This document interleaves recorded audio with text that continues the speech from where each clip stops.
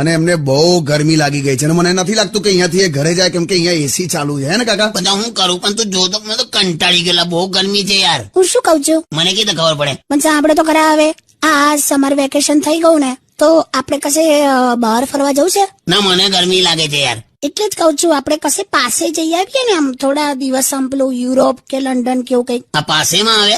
એવું નહીં કાકા, અત્યારે આપણે કેવું આ ગુજરાતીઓ વેકેશનમાં છે ને મસ્ત આમ મોટી મોટી ટૂર કરતા હોય છે, ફેમિલી સાથે મસ્ત વેકેશન પર જઈ આવે આમ, એટલે કેવું આમ એક ચેન્જ મળે. હા તો એક કામ કરતું, આપણે બંનેને ચેન્જ મળે ને એવું થોડા દિવસ તું તારા પિયર રહીએ ને. જોયું ને, તે સાંભળ્યું ને? કાકી ના, આવું જ કરે છે. જો સાંભળી લો. હું છે? જલ્દી બોલો, હવે ગરમી લાગે છે. હું જવાની જ છું. મને પથરી થઈ છે ને, એટલે મેં માનતા રાખી છે. ક્યાં ને? દીવ દમણની. પિત્તુડી. હેલો માય યુટ્યુબ ફેમિલી, કેમ છો બધા?